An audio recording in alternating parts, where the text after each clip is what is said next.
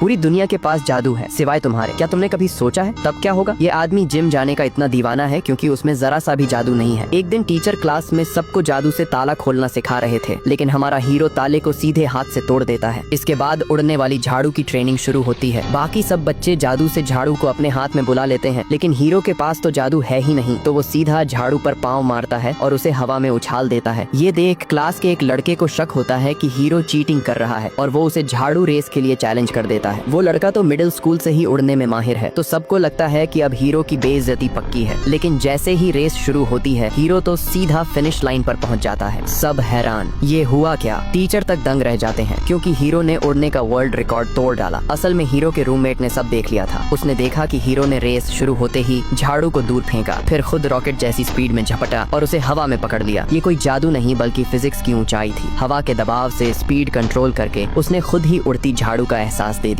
लेकिन वो लड़का हार मानने को तैयार नहीं था और तभी सीन में एंट्री होती है येलो हेयर स्कूल बुली की। वो बनावटी मुस्कान के साथ हीरो से दोस्ती करने आता है। क्लासमेट्स सोचते हैं अब हीरो गया काम से, क्योंकि ये बुली तो सीनियर हाई स्कूल का टेरर है, पहले शिकार की तरह। सब कुछ नॉर्मल लग रहा था, लेकिन हवा में कुछ अजीब था। तभी टीचर बीच में आ जाते हैं और टकराव टल जाता है। लेकिन जाते जाते बुली हीरो से कहता है स्कूल के बाद मिलना जरूर। हीरो कुछ समझ नहीं पाता और हाँ कह देता है। असल में ये सब उस हार का बदला था। वही लड़का जिसे हीरो ने रेस में हराया था, उसे बुली ने एक पंच में ही धूल चटा दी थी। बुली तो पहले से ही गुंडागर्दी के लिए फेमस था। रूममेट हीरो को समझाता है कि बुली का बाप जादू मंत्रालय का बड़ा अफसर है और वही इस दुनिया का सबसे बड़ा पावर सेंटर, इसलिए कोई उसके खिलाफ आवाज नहीं उठाता, न टीचर न प्रिंसिपल। हीरो सब सुन रहा था, लेकिन अंदर से वो किसी की भी परवाह नहीं करता। बुली के साथ मीटिंग का टाइम भी भूल जाता है क्योंकि वो अपने सबसे पसंदीदा काम में बिजी था, गॉब्लिन पफ्स बनाना। पहली बार कोई उसे इग्नोर करता है और बुली का खून खौल उठता है। अगले दिन जब हीरो बैग खोलता है तो उसके सारे नोट्स फटे हुए मिलते हैं। बुली सामने आता है और पूछता है कल क्यों नहीं आया? हीरो बिना डरे कह देता है गॉब्लिन पफ्स बना रहा था,